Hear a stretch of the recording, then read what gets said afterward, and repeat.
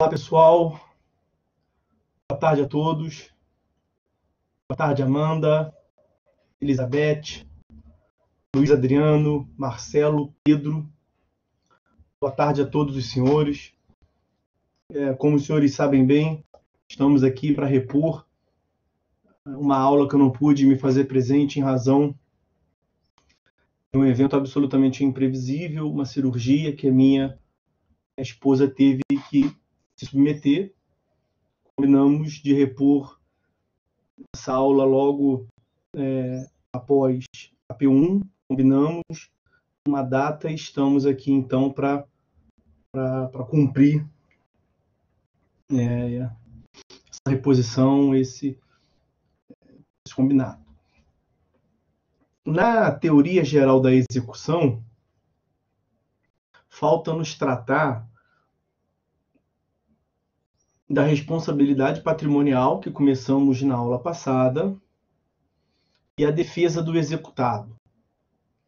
Eu espero, nesse encontro de hoje, encaminhar bem, se não concluir totalmente, encaminhar bem a conclusão da responsabilidade patrimonial, que é composta por dois, que nos conduz a tratar de dois tópicos extensos, como nós vamos tratar já já, de modo aqui, na próxima aula da grade curricular normal, a gente venha concluir, finalizando o que eventualmente vier a faltar desse encontro de hoje, mais a complementação a respeito das defesas do executado. Os senhores sabem bem que esse semestre, além de absolutamente peculiar, por conta já da pandemia, tudo nos assola, ainda, especialmente em relação às aulas de segunda-feira, acabou nos brindando com uma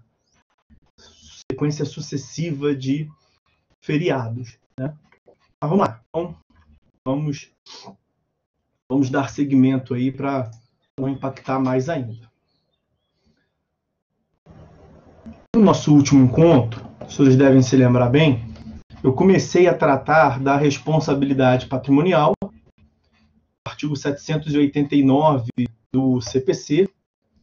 Vimos que, vou trazer aqui a previsão do artigo 789, só para fins de recordação. O devedor responde com todos os seus bens, presentes e futuros, o cumprimento de suas obrigações, e vimos que o mais importante acaba sendo as restrições, as exceções estabelecidas em lei. Vimos que o conceito de dívida é distinto e não se confunde com o conceito de responsabilidade, e já vimos que nós temos uma regra geral, portanto, que é a submissão, a responsabilidade, a sujeição do patrimônio presente e futuro do executado à execução e, por consequência, a não sujeição dos bens do patrimônio que não pertença mais ao executado, que são os bens pretéritos. E o que nós temos que tratar, justamente, são dos fenômenos excepcionais, quais sejam a hipótese dos bens presentes e futuros não se submeterem à responsabilidade patrimonial. Nós veremos o primeiro tópico que vai nos conduzir à aula de hoje, que é a impenhorabilidade. E a segunda exceção é o fenômeno de que os bens pretéritos, que em regra não respondem, possam vir a responder, que são as alienações fraudulentas. Então, vou recordar mais uma vez, os bens presentes e futuros, em regra, respondem à execução. Mas em se tratando de uma impenhorabilidade que incida sobre o bem, ele não vai responder. Os bens pretéritos não respondem à execução. Mas, se a alienação que faz com que o bem não pertença mais ao executado for reputada, for tida como fraudulenta, ele vai responder pela execução, conforme nós veremos. Na aula passada, nós pontuamos que o marco temporal, para fins de se considerar o bem presente, futuro ou pretérito, é a ciência, a citação, ciência inequívoca ou a citação válida na execução prevista no artigo 828. Acho que com isso a gente pode fazer uma boa introdução, uma recordação a respeito da responsabilidade patrimonial. Vamos, portanto, já ao nosso primeiro tópico excepcional, que é, portanto, a não sujeição dos bens presentes e futuro à sujeição, que é o fenômeno da empenhorabilidade. Empenhorabilidade. A empenhorabilidade, meus amigos, ela consiste, portanto, ela se dá, ela tem vez, ela se justifica por conta de um juízo prévio de proporcionalidade exercida pelo legislador. E aí ele leva em consideração nesse juízo de proporcionalidade, de um lado, a efetividade da jurisdição, a máxima efetividade da execução, e de outro lado, a dignidade da pessoa humana, a dignidade do devedor. Isso faz com que o ordenamento jurídico venha a prever que certos bens que compõem o patrimônio do devedor não se submetam à execução e sejam, portanto, tidos como impenhoráveis. Por que juízo prévio? Porque é uma proporcionalidade, é uma ponderação de interesses entre esses valores constitucionais que eu acabei de lhes passar, que é realizado mesmo antes de um caso concreto. Então, é um juízo prévio, realizado em abstrato pelo legislador. Daí se dizer que é um juízo prévio de proporcionalidade realizado pelo legislador. Que pondera, portanto, coloca nos pratos da balança, de um lado, como eu lhes disse, a efetividade da jurisdição e a máxima utilidade da execução, e do outro lado, que é, portanto, a grande justificativa da empenhorabilidade, a dignidade da pessoa humana. Acaba que a execução, portanto, ela não pode ser um instrumento de vingança, um instrumento de perseguição. A atividade executiva passa por um processo de humanização da execução. Reconhecimento de que, ainda que se busque a efetividade da jurisdição, deve-se manter a dignidade do executado. Muito bem. Vamos avançar, que tem muita coisa para ver. Quais são as espécies de empenhorabilidade que nós temos para estudar? São 3 as espécies. Nós temos a empenhorabilidade absoluta, que está prevista no artigo 833 do CPC. Temos a empenhorabilidade relativa, prevista no artigo 834, também do CPC. E temos a empenhorabilidade do bem de família, prevista na Lei 8.009 de 90. Nós falaremos, portanto, de cada uma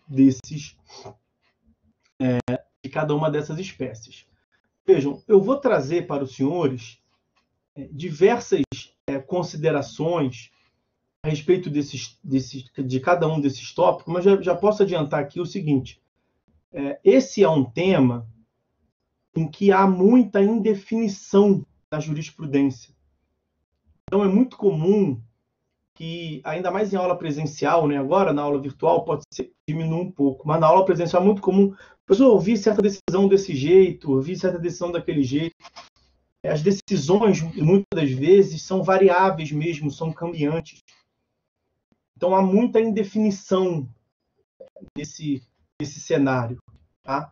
Eu vou tentar, quando houver, portanto, uma divergência, eu vou sinalizar aqui para vocês. Aqui você encontra decisão nos 2 sentidos.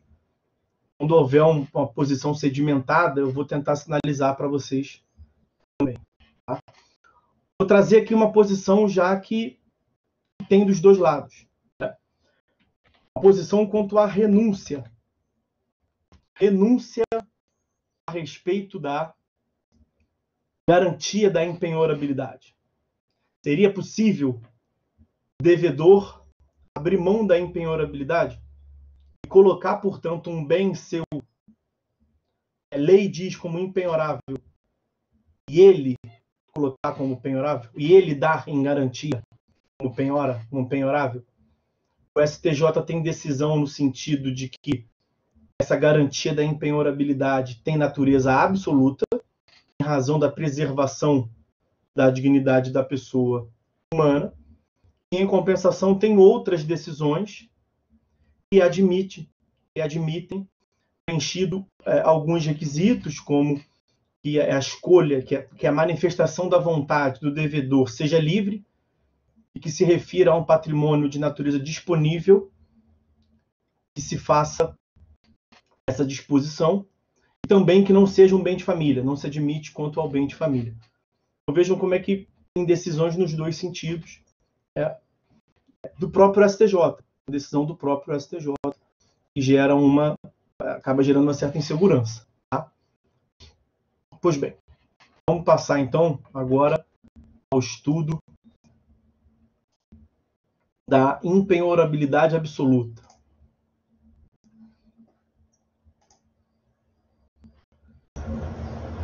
Quanto à impenhorabilidade absoluta, senhores, impenhorabilidade, óculos, tá? Absoluta. Como eu lhes disse, a impenhorabilidade absoluta está prevista no artigo 833 do CPC. Veja que o caput dele, tranquilo, são impenhoráveis. No Código de 73, a redação tinha uma palavra a mais, que era justamente a palavra absolutamente.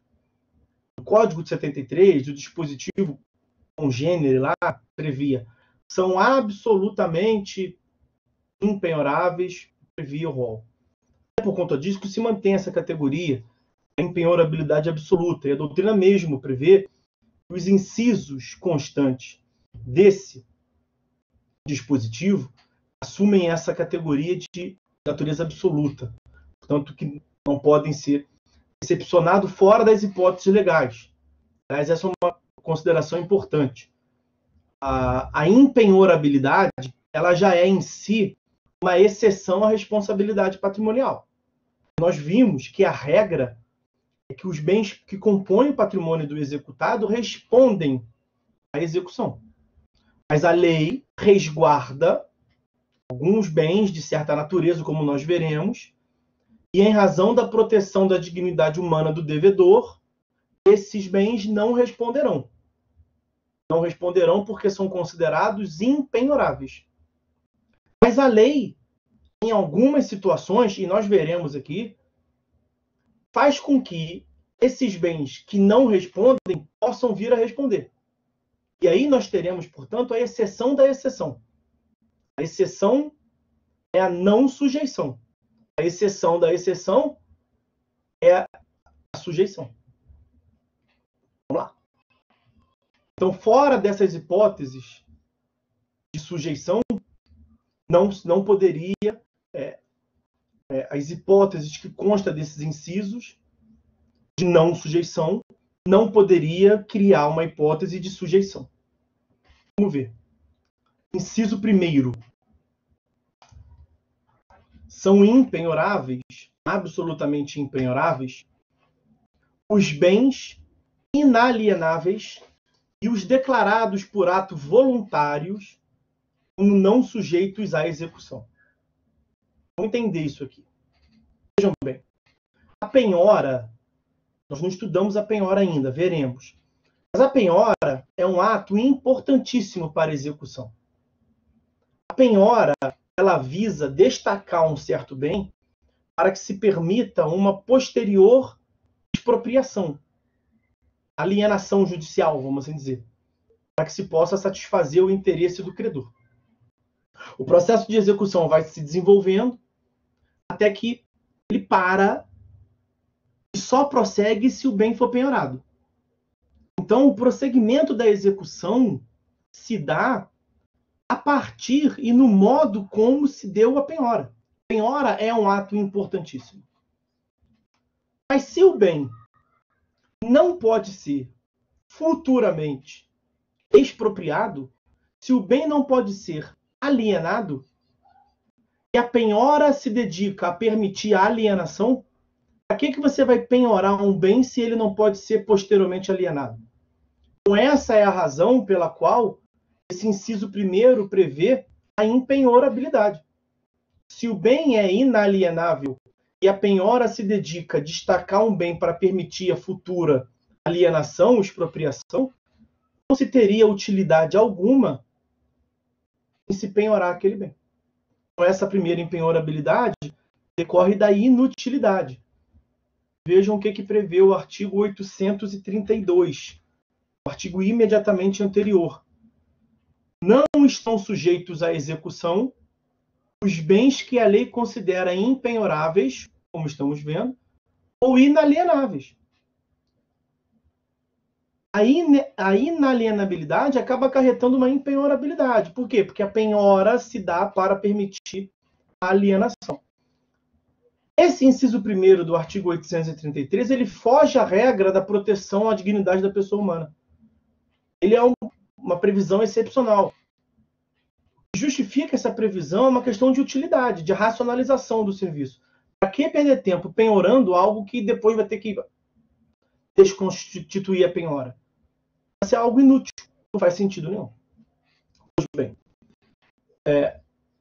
sobre a inalienabilidade. A inalienabilidade pode decorrer da lei, os artigos 100 e 101 do Código Civil, 100, 101 do Código Civil, vão prever a inalienabilidade dos bens públicos, por exemplo, ou a inalienabilidade pode decorrer de um ato voluntário, um ato de vontade, entre vivos ou causa-morte. Nós temos a previsão da cláusula de inalienabilidade, horrível escrever, inalienabilidade. Cláusula de inalienabilidade prevista no artigo 1911, também do Código Civil. Sendo o bem inalienável, seja por lei ou por previsão de ato entre vivos, você não vai penhorar porque você não vai ser permitido depois a alienação. Essa é, inclusive, a justificativa pela qual a Fazenda Pública não paga em juízo mediante penhora. Há um procedimento executivo especial para os créditos nos quais a Fazenda Pública é o sujeito passivo, a Fazenda Pública é devedora. Os senhores verão que a Fazenda Pública ela paga mediante precatório ou requisição de pequeno valor. A Fazenda Pública não paga mediante penhora do seu patrimônio. Por quê? Porque os bens públicos são inalienáveis. A previsão de um procedimento executivo especial, diferenciado, e um método diferente de pagamento se dá em um primeiro motivo para tratar de modo diferenciado a Fazenda Pública e de um modo benéfico. Evidentemente, esse é o primeiro motivo. E também, como fundamento teórico, porque os bens públicos são inalienáveis. Ok? Essas as considerações que se tinha para fazer a respeito desse inciso primeiro. Vamos seguir. Vamos ao inciso segundo. Vamos, portanto, ao inciso segundo desse artigo 833.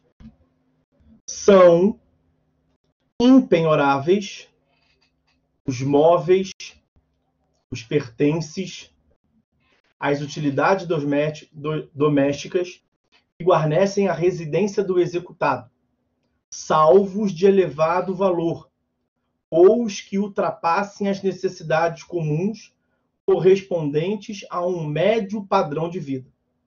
Então, veja, como eu lhes disse, nós temos ali uma hipótese excepcional, que é a impenhorabilidade. Toda impenhorabilidade já excepciona a regra geral que é a da responsabilidade. Os móveis, a princípio, responderiam. São bens presentes, deveriam, em tese, responder. Mas a lei previu a hipótese excepcional. Os móveis, os pertences, as utilidades domésticas que guarnecem a residência do executado não respondem. É a exceção. Mas a própria lei faz a exceção da exceção, salvo os de elevado valor. Então vamos devagar. Devagar com andor. Como eu lhes disse, nós temos nas espécies da empenhorabilidade uma lei, a Lei 8.009 de 90, que trata do bem de família. E há uma previsão na Lei 8.009 a Lei do Bem de Família que é parecida nesse sentido. É o parágrafo único do artigo 1º dessa Lei 8.009 e também o artigo 2º da Lei 8.009 de 90. Vão no mesmo sentido desse inciso 2º do artigo 833.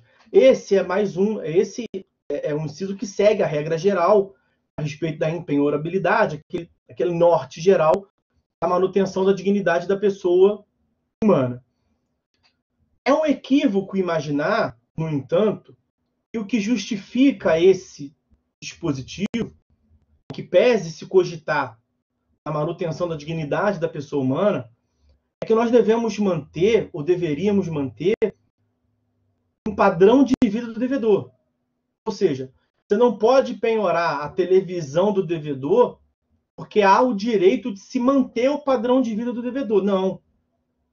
A preocupação é a manutenção da dignidade do devedor.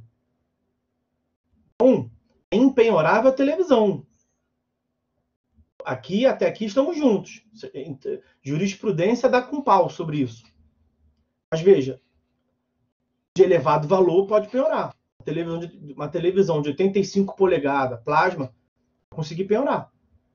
Ah, não, mas não pode penhorar porque vai diminuir meu padrão de vida. A lógica é manter minha dignidade. Para manter minha dignidade, não pode me rebaixar meu padrão de vida. Não, filho. Dignidade é uma coisa, manutenção do padrão de vida é uma outra coisa. Há quem diga que o fundamento desse inciso 2º é manter o padrão de vida do executado. Isso é um ledo engano. É um raciocínio equivocadíssimo. Não é isso. Vejam. O que é empenhorável? A garantia abrange o quê? Portanto, os móveis, pertences e utilidade doméstica que guarnecem a residência do executado. Então é fácil de imaginar, né? Sofá, geladeira, liquidificador. Pois bem, aqui é mais importante trabalhar com as exceções. Perceba que a segunda parte do dispositivo trata de duas exceções. Eu vou até separar aqui, ó. Salvo os de elevado valor. Então, item de número 1. Salvo os de elevado valor. Item de número 2. Salvo os que ultrapassem as necessidades comuns a um médio padrão de vida. Vou escrever aqui. Salvo. Paraná, paraná, paraná. Não para por aí. Aí é que eu tenho que trazer. Terceira exceção. Eu vou tratar aqui e vai servir para todos. Parágrafo 1º desse próprio 833. A impenhorabilidade não é oponível à execução de dívida relativa ao próprio bem, inclusive aquela contraída para sua aquisição. Então, a televisão que guarnece a residência do executado é impenhorável? É impenhorável. A princípio é impenhorável. A princípio é impenhorável. Ah, não, mas a dívida, o exequente é a Casas Bahias. E é um crédito para aquisição da televisão. Não, então é penhorável. Pelo item 3 ali. É uma televisão que custa 18 mil reais, porque ela é de 85. Não, então entra no item 1 ali, de elevado valor. É uma televisão, mas o camarada tem 18 televisões. Então ultrapassa o médio padrão de vida. No item 2 ali. Então, veja que nós temos 3 exceções da exceção. Nós temos 3 hipóteses, portanto, de fugir da empenhorabilidade.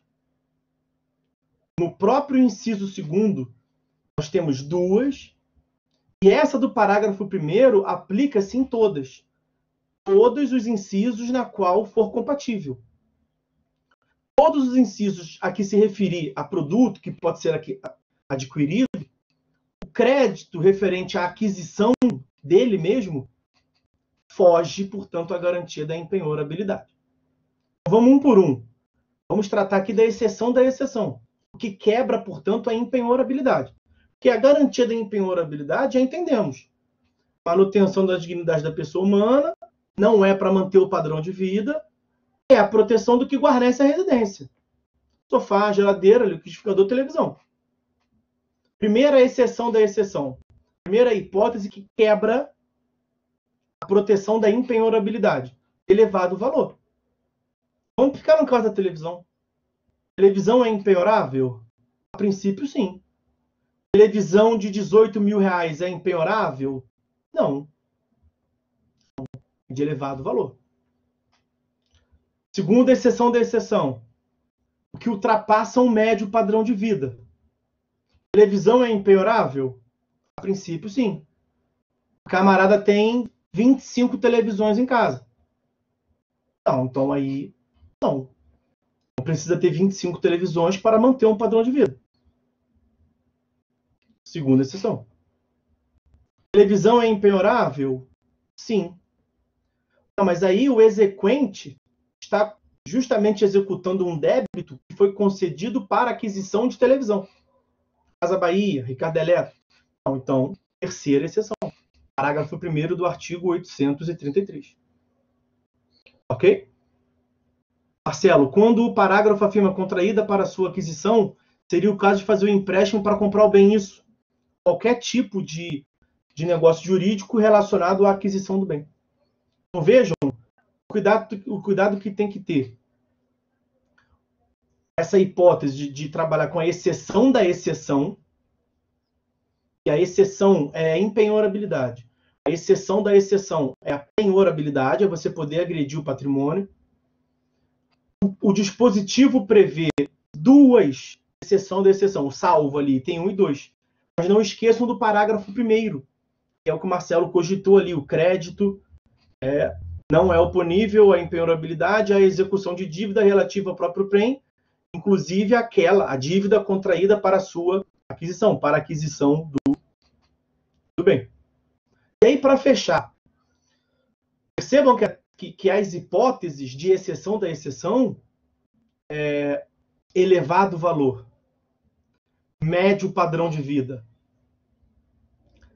são conceitos jurídicos indeterminados. E aí, a jurisprudência aqui é absolutamente farta, porque a resolução se dá no caso concreto. Aqui é uma questão de proporcionalidade. Vejam que os exemplos que eu dei foram propositadamente extremistas.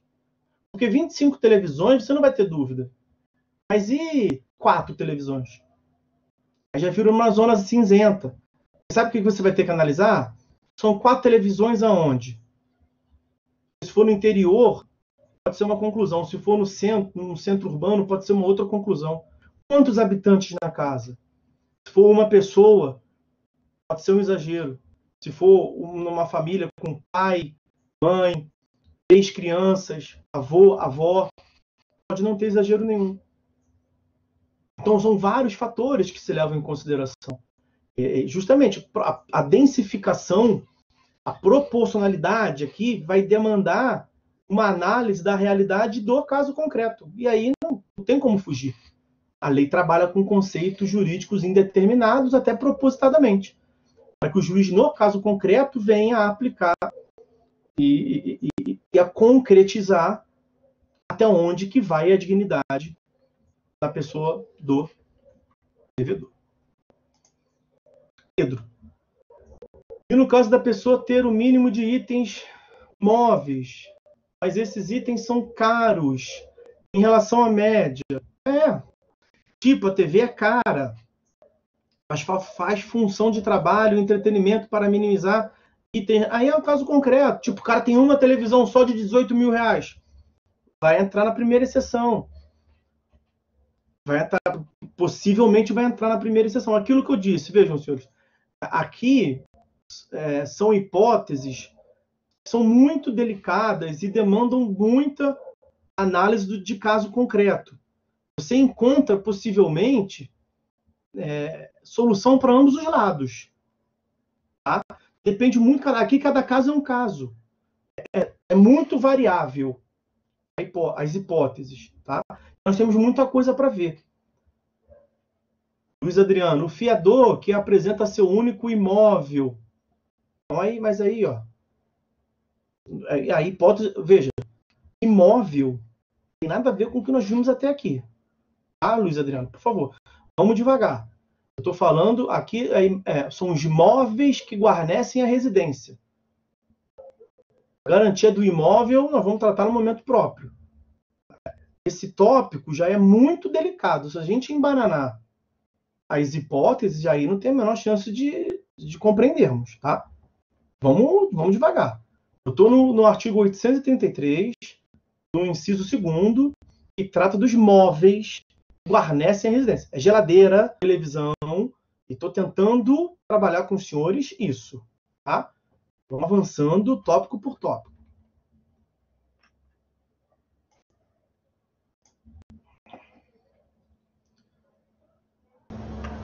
Vamos lá, senhores. Vamos seguir, então.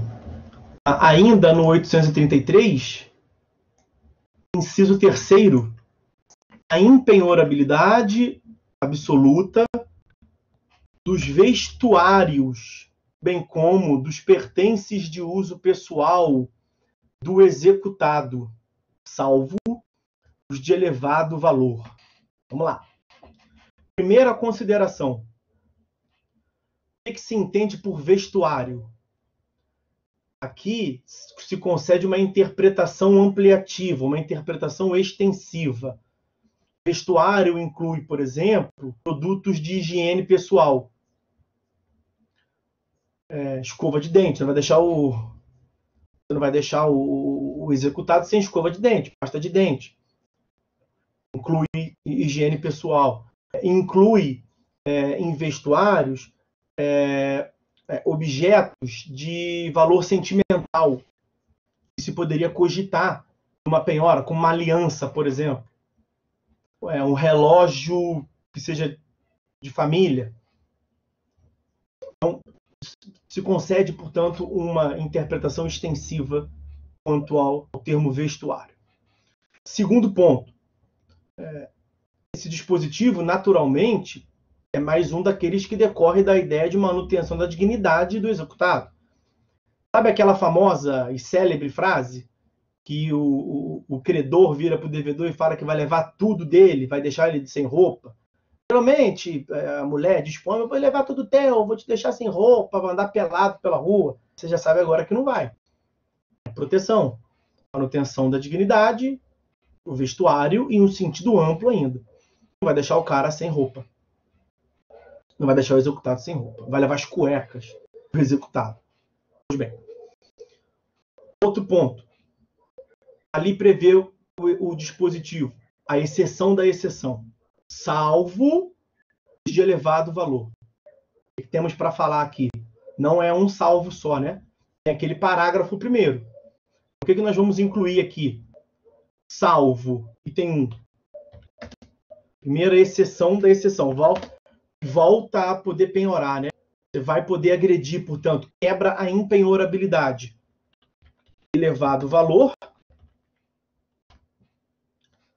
E o segundo, eu vou resumir aqui, que a gente ganha tempo, o parágrafo primeiro. É aquele que prevê que a impenhorabilidade não é oponível à execução de dívida relativa ao próprio bem, inclusive aquele contraída para sua questão. Se for uma dívida relativa à aquisição de um vestuário, você não vai poder opor a impenhorabilidade do vestuário em relação a ela. Pois bem. O que eu tenho para falar? É uma questão que eu não gosto em relação a esse dispositivo. Numa análise comparativa do inciso 2º em relação ao inciso 3º, eu acho que o legislador andou muito mal aqui. Por quê? Porque, quanto às exceções das exceções, quer dizer, o retorno à regra geral, que é a penhorabilidade, responsabilidade, no inciso 2º, que acabamos de analisar, eram 3 hipóteses, né? Aqui embaixo, 2. Qual foi a que ficou de fora, portanto? A extrapolação ao médio padrão de vida. Lá em cima, o dispositivo falou salvos de elevado valor e o que ultrapassa é o médio padrão de vida. Aqui embaixo, o vestuário falou salvos de elevado valor. Então, como é que é assim? Aqui embaixo, protege, o cara fica com a roupa. Não vai levar minha camisa gola polo. Mas se eu tiver com uma camisa gola polo de R$ 2.500, aí pode levar para expropriar. E com o valor da expropriação, eu compro uma de R$ 100. E a diferença o meu credor satisfaz. Elevado valor, expropria. Agora veja, pensa bem.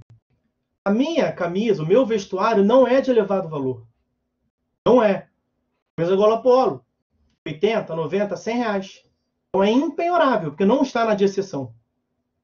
Não está na hipótese do parágrafo 1º. Sei lá, não é a marca de roupa que está me executando. Não é um crédito relativo à aquisição do bem. Eu não estou em nenhuma das exceções. Nenhuma das exceções das exceções. Acontece que eu tenho 1.500 peças de roupa. A quantidade de peças de roupa que eu tenho ultrapassa o médio padrão de vida. É isso aí, Marcelo. Então, veja, não faz sentido.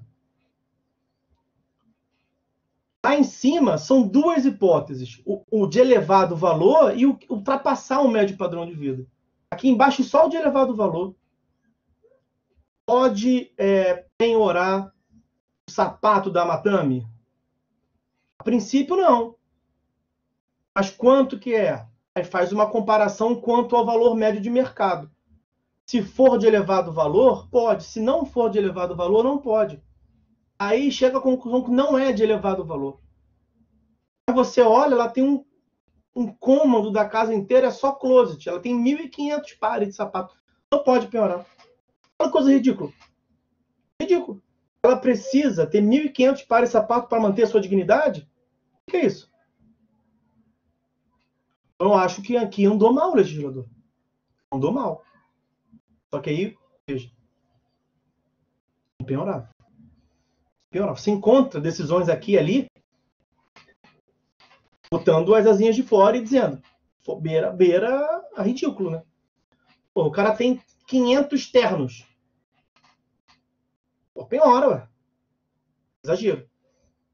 Mas se você for levar, pode concordar comigo, e pela interpretação restritiva de uma análise comparativa do inciso 3º com o inciso 2º, em tese seria impenhorável. Em tese, a primeira análise seria impenhorável. Você teria que construir essa argumentação em juízo. Tá? Pois bem, vamos lá. Vamos seguir.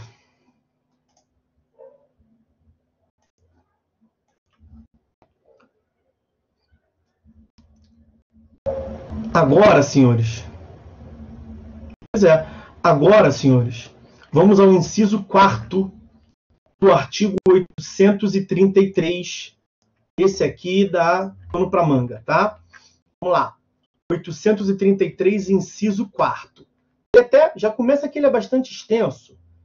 Eu vou ler por dever de acadêmico, mas você pode resumir tudo dele aí, dessa parte inicial, por proventos, por ganhos lato sensu do executado. Ele vai tratar das diversas espécies possíveis do executado receber uma remuneração lato sensu. Então, vejam, os vencimentos, os subsídios, os soldos, os salários, as remunerações, os proventos de aposentadoria, as pensões, os pecúlios, os montepios, bem como as quantias recebidas por liberalidade de terceiro, mesada, destinadas ao sustento do devedor e de sua família, os ganhos de trabalhador autônomo, e os honorários de profissional liberal. Você vai resumir tudo que o cara ganha no mês para sustentar a si e sua família. Ressalvado o parágrafo 2º. Antes de partirmos para o parágrafo 2º, que é o que trata da exceção, vamos entender a exceção. A exceção à regra da responsabilidade e a empenhorabilidade.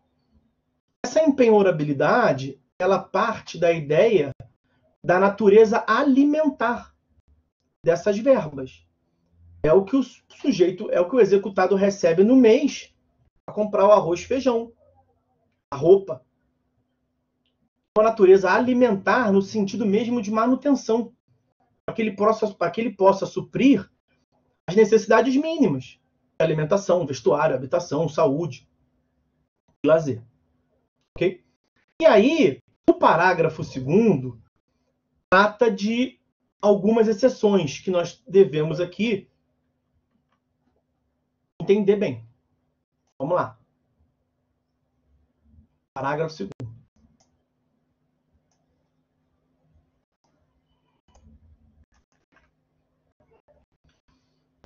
Também extenso. O disposto nos incisos 4º e 10, nos importa agora o inciso 4º, do caput, não se aplica a hipótese de penhora para pagamento de prestação alimentícia, independentemente de sua origem, bem como as importâncias excedente a 50 salários mínimos mensais, devendo a Constituição observar o disposto no artigo 528, parágrafo 8º, e 529, parágrafo 3º, desconto em folha de pagamento, expedição de ofício, esse tipo de coisa. Aí, quando formos tratar dos procedimentos executivos, nós veremos esses dispositivos. Vamos entender o parágrafo 2º, as exceções da exceção. São duas hipóteses que retornam à regra geral da penhorabilidade. Quais são as duas hipóteses? Em primeiro lugar, prestação alimentícia. Bom, o que temos para falar sobre a prestação alimentícia?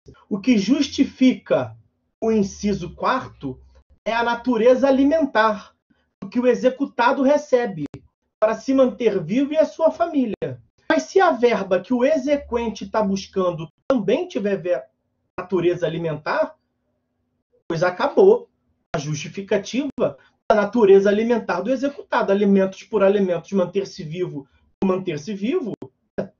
anulou. Então, a justificativa é essa. E aqui a prestação alimentícia, a natureza dos alimentos é de qualquer modalidade. Qualquer modalidade. Seja decorrente de relação de família, paternidade ou cônjuge, seja trabalhista ou ato ilícito. Havia uma discussão enorme no sistema processual anterior, do Código de 73, a respeito disso. Não era preciso. Percebam que na redação do parágrafo 2º está claro ali, independentemente de sua origem. Pagamento de prestação alimentícia, independentemente de sua origem.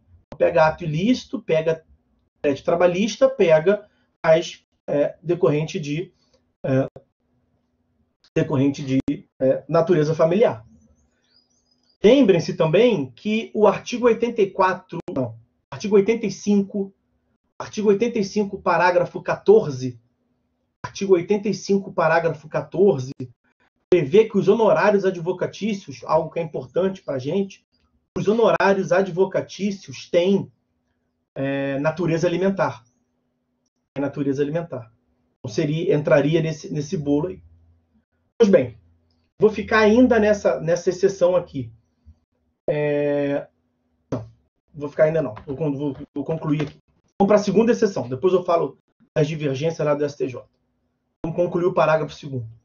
A primeira exceção é a prestação alimentícia anula, com a lógica, com a ratio do inciso, o parágrafo 2º. Segunda exceção é quando a verba alimentar mensal é maior do que 50 salários mínimos. Ou seja, esquece alimentos. Uma outra hipótese. Volta para o inciso 4º. Empenhorabilidade, a remuneração mensal, o lato sensu, que o executado utiliza para si e sua família para se manter vivo, alimentos. Parágrafo 2º, segunda hipótese. O que ultrapassar 50 salários mínimos perde a natureza de empenhorabilidade. Então, quer dizer, o legislador entendeu, por um juízo prévio de proporcionalidade, que essa ideia de manter a dignidade sua e de sua família é até 50 salários mínimos. Que o que ultrapassa 50 salários mínimos ultrapassa a dignidade. Ou, para manter uma vida digna, tem que ter 50 salários mínimos. Para que o devedor possa dar uma vida digna à sua família, seria necessário ter 50 salários mínimos. Muitos criticam esse dispositivo porque 50 salários mínimos seria muito. Dignidade, no padrão médio da sociedade brasileira, a imensa maioria dos devedores vão ficar com um salário todo. Não vai poder descontar nada. A imensa maioria vai receber menos do que os 50 salários mínimos. Dito de uma outra forma, essa segunda exceção do parágrafo 2º não vai pegar a imensa maioria dos devedores brasileiros. Uma outra parcela da doutrina, no qual eu me incluo, diz assim, olha, já é alguma coisa, porque no código anterior não tinha essa ressalva. Já é alguma coisa e pega os grandes devedores, pelo menos. Tudo bem. Podemos pensar que 50 salários mínimos o legislador exagerou. Mas daqui a pouquinho, espera passar um pouquinho, propõe projeto de lei e abaixa. Mas já é alguma coisa. Já teve uma evolução. O código anterior não tinha essa exceção. Era só a exceção dos alimentos. Agora, pelo menos, tem. Veja, no código anterior, tinham decisões de que era impenhorável o salário do jogador, de 100, 200, 300, 400 mil reais. Impenhorável, natureza alimentar. Agora, pelo menos, esses caras, o que passou de cinquentinha, vamos arredondar, eu sei que é mais de 1.000, vamos arredondar para 1.000 pratas. O que passar de 50 mil, pega esses grandes empresários, aí vai poder morder. Porque para manter uma vida digna, 50 pratas dá para comprar arroz, feijão, para pelo menos não ficar tonto, né? Um miojinho, dá para comprar, dá para manter vivo. 50 pratas por mês, dá para manter uma dignidade. Comprar, né? Fazer um suco de laranja, esse tipo de coisa, dá para fazer. Tudo bem. Essas são as exceções. Tá? Agora, é outro campo aqui, né? É outro campo no qual tem muita discussão. Tem muitas decisões, todo dia saem decisões, toda semana saem muitas decisões do STJ sobre esse contexto. Quer ver? O STJ tem um entendimento. Vou passar aqui as principais, tá? O STJ tem um entendimento no sentido de que, como é que se chama? O Fundo de Previdência Privada Complementar, aquele PGBL, Fundo de Previdência Privada Complementar, PGBL, é também considerado impenhorável. Não estaria incluído lá naquele inciso 4º. Fundo de Previdência Complementar, PGBL, apesar de não afirmado expressamente no inciso 4º, estaria também incluído lá. Uma outra linha de entendimento do STJ é no sentido de que seria admissível, não é realmente muito comum, seria admissível um desconto entre 15% e 30%. As decisões costumam ficar entre 30%. Desconto entre 15% e 30%, especialmente se houver previsão em contrato consignado. Então,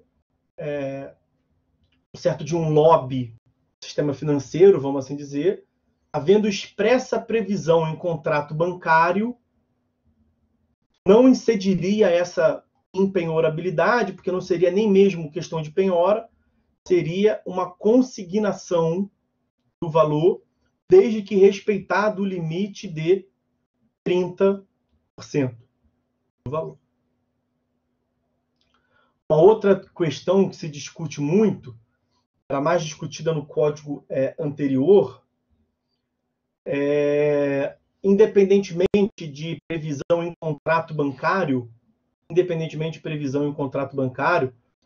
quando no código anterior não tinha essa previsão, essa segunda exceção de 50 salários mínimos, admitia-se desconto entre 15% e 30% do salário do devedor.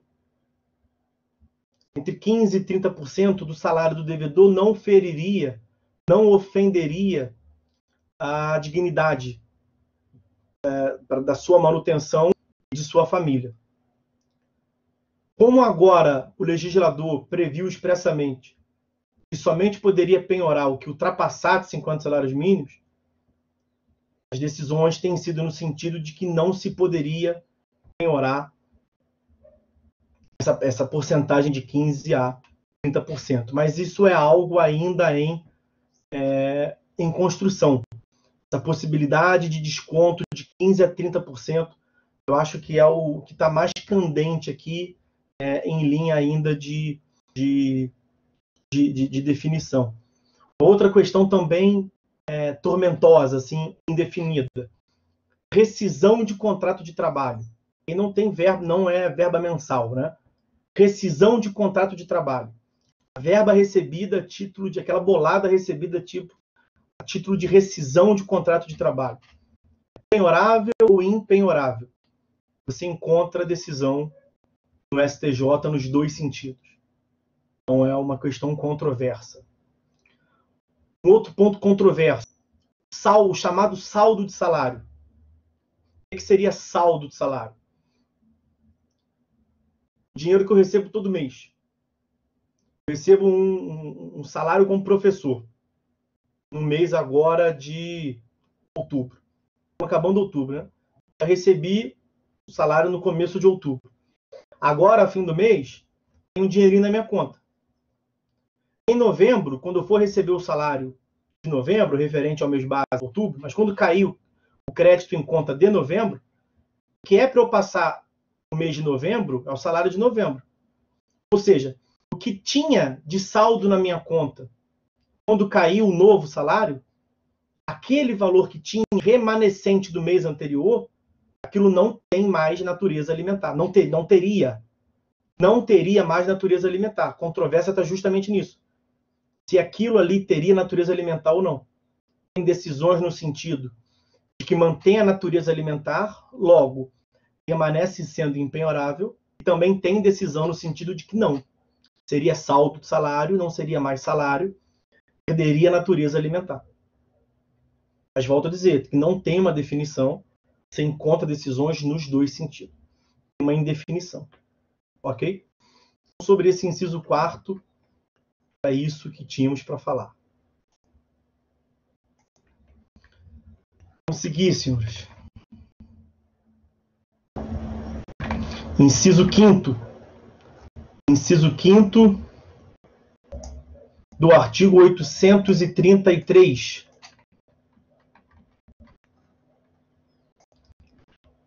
São absolutamente impenhoráveis os livros, as máquinas, as ferramentas, os utensílios, os instrumentos ou outros bens móveis necessários ou úteis ao exercício da profissão do executado. Incide ainda nessa impenhorabilidade o previsto no parágrafo 3º desse mesmo artigo 833. Incluem-se na impenhorabilidade prevista no inciso 5º do caput os equipamentos, os implementos e as máquinas agrícolas pertencentes à pessoa física ou empresa individual produtora rural, exceto quando tais bens tenham sido objeto de financiamento e estejam vinculados em garantia a negócio jurídico ou quando respondam por dívida de natureza alimentar, trabalhista ou previdenciária. Vamos voltar ao inciso. O que temos de importante para falar? Bom, em primeiro lugar, a lógica da impenhorabilidade aqui é a proteção da atividade dos instrumentos necessários ou úteis ao desempenho da atividade por meio do qual o executado obtém sua renda. Por exemplo, a cadeira do dentista é impenhorável. Porque sem a cadeira ao qual ele fez o investimento para conseguir exercer a sua profissão, ele simplesmente não vai conseguir exercer a profissão e ele não vai conseguir pagar dívida nenhuma mais, não vai conseguir nem se manter vivo e acabou. A dignidade foi para a caixa. Então, para que ele possa manter sua dignidade, para que ele possa se manter vivo, questão reflexamente, além da dignidade, tem uma natureza alimentar reflexa. Para que ele possa continuar oferindo renda, desempenhando a sua atividade, de onde vem a sua remuneração, ele precisa desses instrumentos. São os seus instrumentos de trabalho. Segunda consideração. Percebam que o dispositivo, o inciso 5º, no final fala ao exercício da profissão do executado. Aqui nós temos um dado importante. Por que um dado importante? Porque quem exerce profissão, senhores, é a pessoa natural. Quem exerce profissão é a pessoa natural. Então, essa é uma garantia que atinge a pessoa natural do executado. Quando muito, você encontra decisões incluindo ME e EPP. ME e EPP. Quando muito vinculadas ao desempenho de atividades personificadas, como consultórios de dentista. É um bom exemplo. ME e EPP vinculado a essa ideia. Então, essa garantia do inciso 5º não abrangeria grandes escritórios de advocacia. Foge dessa atividade. Foge do desempenho de profissão do executado. Ok? É nesse sentido, portanto, que os senhores vão encontrar a previsão da súmula 451 do STJ. A súmula 451 prevê como legítima a penhora de sede de estabelecimento comercial. Porque não se aplica essa garantia a estabelecimento comercial, mas apenas à pessoa natural. E um ponto que a doutrina critica essa garantia, teria, portanto, o legislador exagerado na amplitude da garantia, protegido demais o executado, é porque não considerou impenhorável apenas os instrumentos, lato sensu, necessários, imprescindíveis ao desempenho da função. Mas ele colocou aquele termo úteis ali, teria alargado demais a impenhorabilidade. Então você, em tese, conseguiria colocar num consultório de um dentista, para ficar no mesmo exemplo, praticamente tudo do consultório do dentista. Mesmo um instrumento que ele nunca usa. Ele vai poder alegar que aquele é útil. Ah, está ali porque é útil. Nunca utilizei. Mas ele está ali porque um dia pode aparecer um paciente que eu vou precisar disso algum dia. É útil. Não é algo imprescindível, necessário. O que seria necessário é a cadeira. Ele utiliza no dia a dia. A doutrina tem muitos doutrinadores, acho que é majoritário o entendimento, no sentido de que o legislador andou bem na previsão do necessário. Agora, a garantia da utilidade ampliou demais a previsão. Pois bem, vamos seguir. Inciso 6º. Esse inciso 5º era só isso que tinha para falar. Inciso 6º, desse mesmo artigo 833. São absolutamente impenhoráveis, é absolutamente impenhorável o seguro de vida. Também não vai ter muito o que falar. O seguro de vida assume natureza alimentar, né? Decorrente da ausência de um provedor, constitui-se um capital no sentido de assegurar, pelo menos durante um certo período de tempo, a subsistência dos beneficiários. É nesse sentido mesmo que nós temos a previsão do artigo 794 do Código Civil. Né? Um capital destinado à manutenção do sustento dos beneficiários. Seguro de vida não se confunde com herança. É um fundo alimentar destinado à manutenção dos segurados. seguro de vida é, portanto, impenhorável, porque se o seguro de vida tivesse que responder por dívidas, em muitos casos podia não sobrar praticamente nada. E colocaria em risco a própria essência do seguro de vida. Também tem indiretamente, reflexamente, o sentido alimentar em relação aos beneficiários. Inciso 7º. Esses são menos coisa para falar um pouco. Inciso 7º. São impenhoráveis os materiais necessários para obras em andamento, salvo se as obras, forem penhoradas. Veja, vejo muito sentido nessa previsão, mas é uma previsão clássica do direito brasileiro. Os materiais necessários para a conclusão de obras são impenhoráveis. Qual é a finalidade? A finalidade é viabilizar a conclusão das obras. Porque senão você poderia ter esqueletos, aqueles elefantes brancos na cidade. Obra sem conclusão porque se penhorou material. Também não consigo imaginar que o exequente vá a juízo e pretenda penhorar um caminhão, 1 metro cúbico de areia que esteja do lado de fora da casa do executado. A exceção ali, quer dizer, salvo se as obras forem penhoradas, é porque o acessório segue o principal. Se a obra como um todo foi penhorada, claro que vai abranger também o material necessário para a conclusão da obra. Aqui a aplicabilidade desse dispositivo é de menor importância, vamos seguir, tem muita coisa para ver. Inciso 8º, esse mesmo artigo 833. É impenhorável a pequena propriedade rural, assim definida em lei, desde que trabalhada pela família. Há uma clássica previsão na Constituição, já tutelando a pequena propriedade rural, né? No artigo 5º, deixa eu ver se eu acho aqui a exata previsão.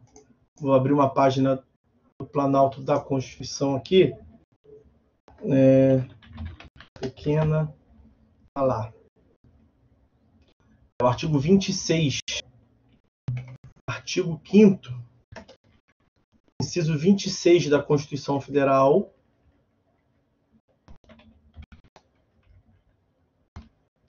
Pequena propriedade rural, assim definida em lei, né? Desde que trabalhada pela família, não será objeto de penhora para pagamento de débito decorrente de sua atividade produtiva, dispondo a lei sobre os meios de financiar o seu desenvolvimento. A lei a que se refere aqui, nós temos o Estatuto da Terra e a Lei da Reforma Agrária.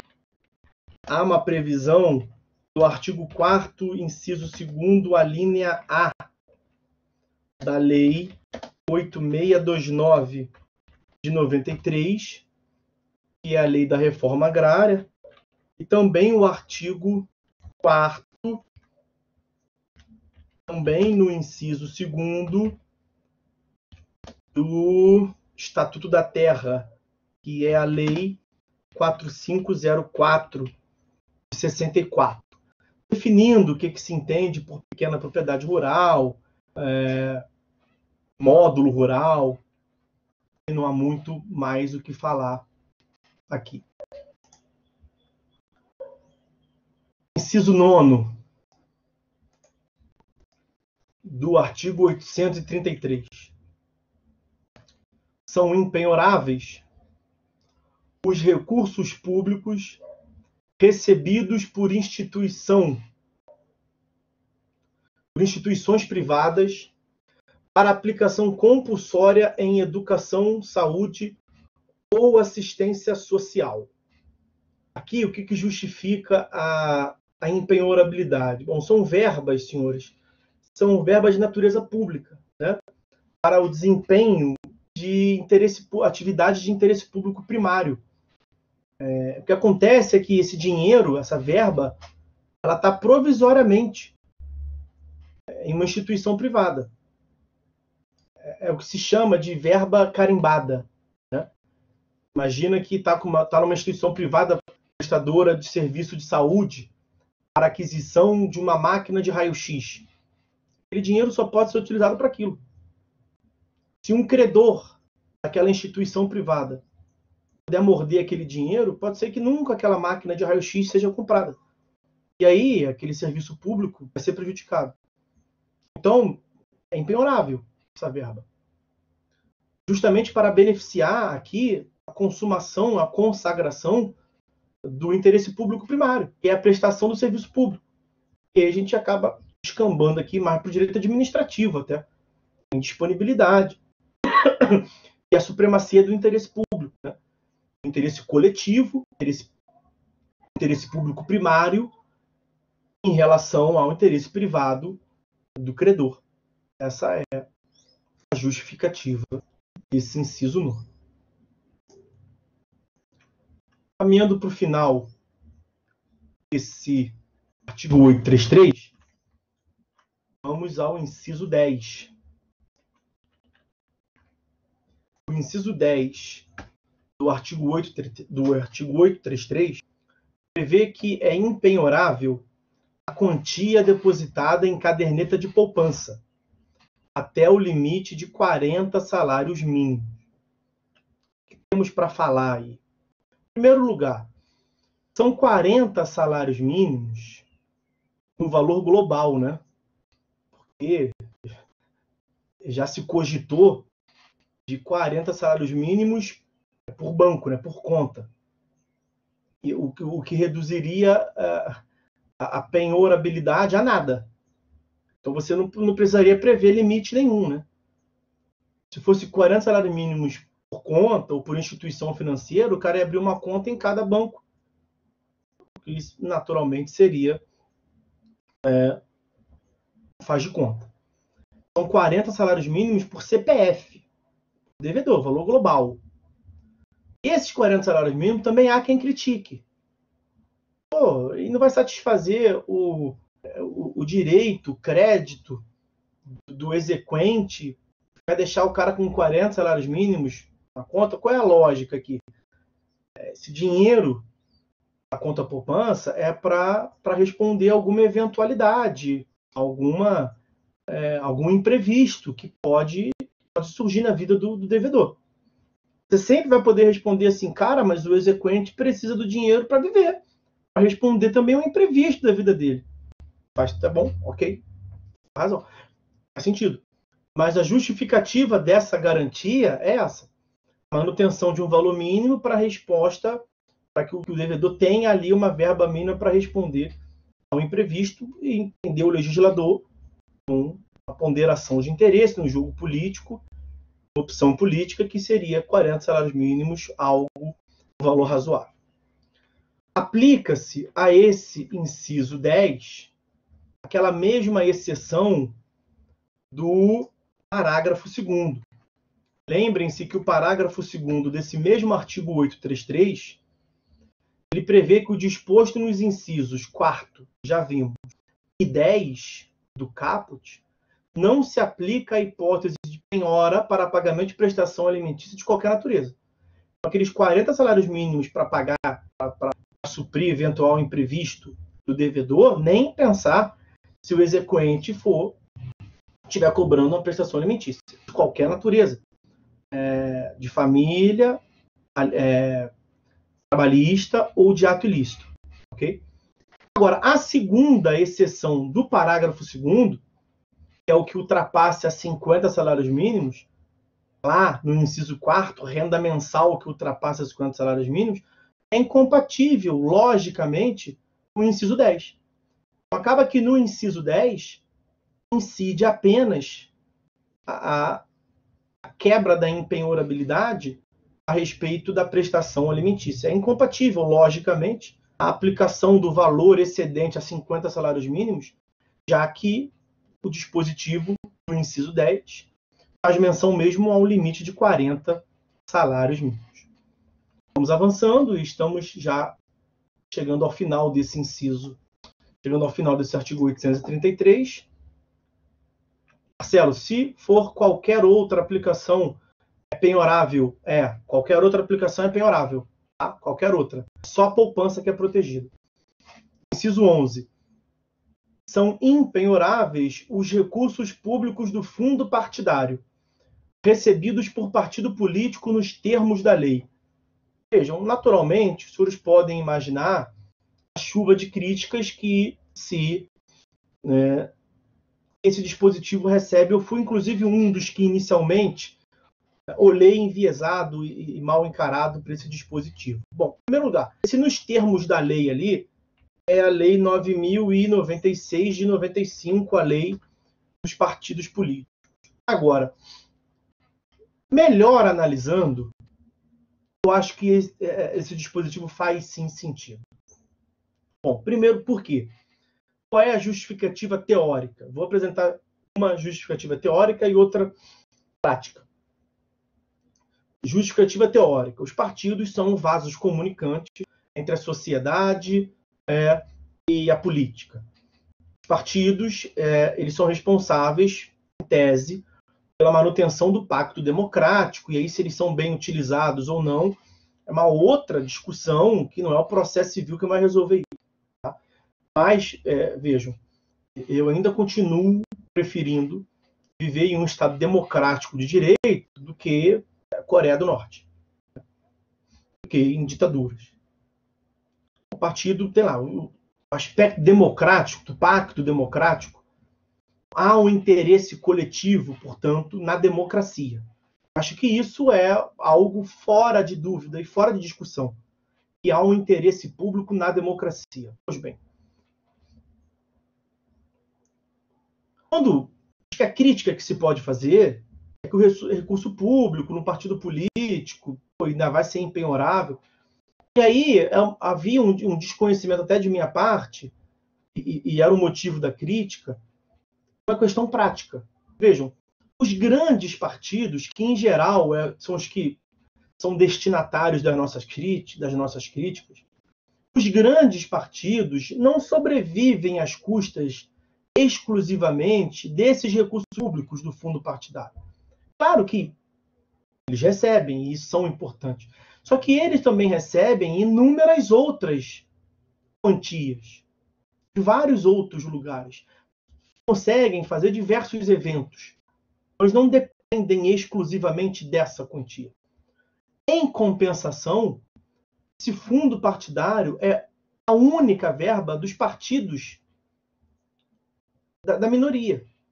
Então, muitos partidos minoritários que tentam fazer algum rebuliço, fazer alguma coisa aí, podemos ser contrários, a questão não é essa. Mas do ponto de vista democrático, fazer algum auê, alguma coisa aí, alguma oposição, alguma questão do jogo democrático, muitos desses pequenos partidos só têm o recurso do fundo partidário. Então, para esses partidos políticos, que dependem exclusivamente dessas quantias, poderia ferir de morte se não tivesse essa garantia. Então, acho que há um interesse coletivo, há um interesse público, e fora de mim aqui colocar todas as discussões e realmente as críticas que se podem fazer, ok, mas não me parece algo tão grotesco assim o processo civil pensar no interesse público que há subjacente à ideia da democracia. Eu tinha uma ressalva muito maior do que eu tenho agora. Agora, vamos assim dizer, agora eu sento na mesa a conversar. Antes eu achava um absurdo. Agora eu já acho ok. Tem ali uma justificativa. Inciso 12, para que a gente encaminhe aí para o final desse tópico. Os créditos oriundos de alienação de unidade imobiliária sob o regime de incorporação imobiliária vinculados à execução da obra. O que consiste essa previsão? São obras, senhores, que a construtora faliu, que não terminou. O senhor já deve ter visto situações como essa, nas quais as pessoas investiram dinheiro e pagaram pela unidade e não receberam a obra, e está lá só o esqueleto, lá só a fundação. E aí criou-se um instituto que é justamente a da regime da incorporação imobiliária. A possibilidade dos próprios, bem, direito imobiliário não é muito a minha praia, mas a criação de uma incorporadora para o soerguimento, a viabilidade financeira, portanto, do prosseguimento da obra. Naturalmente, aquele empreendimento econômico ele tem muito mais passivo do que ativo. Se cada venda de novas unidades, os credores, porque nós temos ali uma sucessão empresarial evidente, né? Naturalmente, os credores, o cara que vendeu, então, em qual? O caso clássico. O cara que vendeu, sei lá, vergalhão, é um credor da construtora que não pagou. A primeira venda de unidade nova, se ele viesse penhorar, seria algo para se cogitar, naturalmente. O que ia acontecer? Que não ia sair prédio nenhum. E até por uma questão de interesse coletivo, interesse urbanístico, interesse de dignidade das pessoas, se cogitou isso aí. Então, não deixa penhorar para quê? Para terminar as obras. E aí os caras vão ter que penhorar de outra forma. Vai ter que dar outro jeito. A empenhorabilidade aqui tem esse sentido. Para que se permita, para que se possa cogitar, e aí os créditos ficam vinculados, portanto, à conclusão da obra. E aí o credor vai ter que dar uma outra solução para satisfazer o seu crédito. Pois bem. Eu lhes disse que são 3 espécies de empenhorabilidade. Vimos a empenhorabilidade absoluta. Essas previsões do artigo 833 tem alguns casos que tem ainda exceção da exceção, atenção a essas hipóteses. Mencionei para os senhores que temos a empenhorabilidade relativa. Vamos a ela. A empenhorabilidade relativa ela tem previsão no artigo 834. Vou trazer agora aí para os senhores. Só que essa empenhorabilidade relativa, ela é sem ser, sabe como? Ela é empenhorabilidade mais ou menos. Não é empenhorabilidade. Na verdade, não é. Quer ver? Como é que pode ser empenhorabilidade se o dispositivo já começa dizendo que pode ser penhorados? Podem ser penhorados a falta de outros bens, os frutos e os rendimentos dos bens inalienáveis. Aqui, o que a lei fez, na verdade, foi trabalhar com um sistema de compensação. A lei falou foi o seguinte, filho, credor, eu já te atrapalhei a vida, tornando o bem inalienável, não foi? Então, se você não tiver de onde morder, eu vou pelo menos deixar que você possa penhorar os frutos e rendimentos dos bens inalienáveis. Esse é o sentido do artigo 834, que é o que tradicionalmente se chama de empenhorabilidade relativa. Eu vejo no artigo 834 não uma empenhorabilidade, não entra na minha cabeça que algo possa ser chamado de empenhorabilidade quando você começa dizendo que pode penhorar. Se alguém conseguir me convencer do contrário, eu sou ouvidos. Quem quiser, ativa o microfone aí e manda brasa. Como é que algo pode ser empenhorável e começa dizendo pode penhorar? A favor, me ajuda aí. Não tem como. Aqui, na verdade, o que se trabalha, aqui nós temos a instituição de um direito de preferência. É isso. Estou convencido. Instituiu-se um direito de preferência. Como assim direito de preferência? Podem ser penhorados a falta de outros bens, frutos e rendimentos dos bens inalienáveis.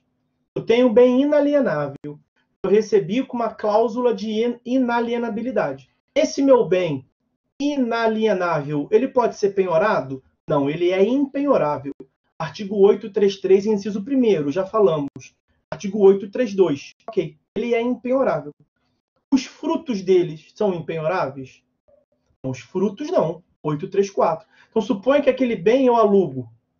Não podem, o meu credor, e eu sou devedor, o meu credor não pode penhorar aquele imóvel que eu tenho. Mas pode cogitar de penhorar o aluguel, que é um fruto que eu recebo daquele imóvel. Mas pode morder, assim, de início, de imediato, aquele aluguel? Não, porque o direito também protege aquele aluguel. O que o credor vai ter que fazer? Vai ter que buscar outro bem meu. só vai poder morder o aluguel, penhorar o aluguel, se demonstrar que eu não tenho outros bens.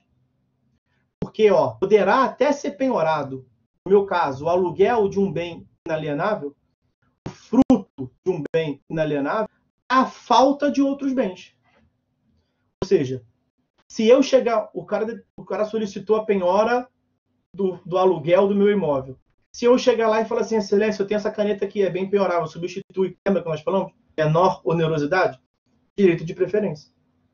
Então, é só isso que significa a impenhorabilidade relativa. Não tem mistério, não é impenhorabilidade, estou convencido, é um direito de preferência. Em havendo qualquer outro bem penhorável do devedor, esse outro bem penhorável deve ser levado à frente dos frutos e rendimentos do bem inalienável. Para fechar, meus amigos, para que possamos fechar esse tópico da impenhorabilidade, eu vou tratar aqui com os senhores agora da Lei 8.009 de 90, que é a impenhorabilidade do bem de família. Só que aqui também é um ninho de vespeiro. Também é um lugar, um emaranhado de decisões em que se demanda muito a análise do caso concreto. Toda aula em pós-graduação, não vou dizer que é um inferno, não. É ótimo, na verdade. É maravilhoso. Mas é porque às vezes fica assim, porque depende, é um inferno quando depende da posição do lado de lá. Eu adoro. Mas depende da compreensão do ouvinte. A Marcela está falando que o assunto é importante, me interessa muito. Depende da posição de vocês desse lado aí. E se fica assim, não é isso não, professor, eu já vi outra coisa. Ok. Você ter visto outra coisa, eu não duvido que você tenha visto outra coisa. Você está falando uma coisa, eu estou falando outra coisa, e eu não me surpreendo se aparece uma terceira coisa. Porque tem assuntos que são realmente, cara, bizarros. Os caras que adoram dizer uma coisa diferente. A gente tenta trazer aqui o que mais se vê. Mas longe de mim querer trazer uma verdade. Em primeiro lugar, longe de mim querer aqui, sei lá, são 3h25, pô. Eu quero falar de um outro tópico ainda. Sei lá quanto tempo eu vou dedicar isso aqui. 15, 20 minutos.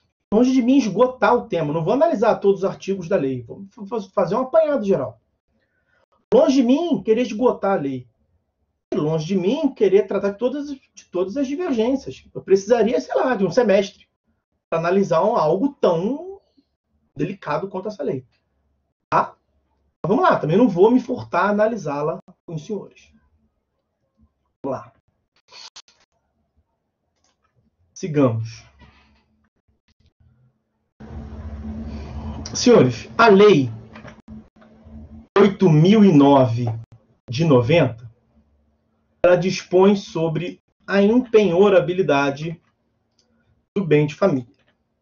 Como eu lhes disse, então, lei 8.009 de 90 dispõe sobre a impenhorabilidade do bem de família. Como eu lhes disse, um emaranhado de posições e de divergências jurisprudenciais se pode cogitar aqui. Eu vou falar das mais importantes, alguns tópicos que são pontuais e interessantes que os senhores saibam aqui.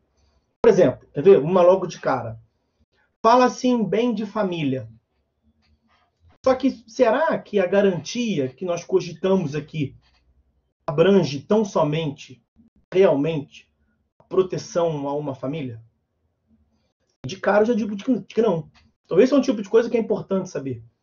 Nós temos uma súmula, que é a súmula 364 do STJ, que prevê que a proteção que essa lei nos traz, a impenhorabilidade do imóvel residencial, não é exclusivo da família.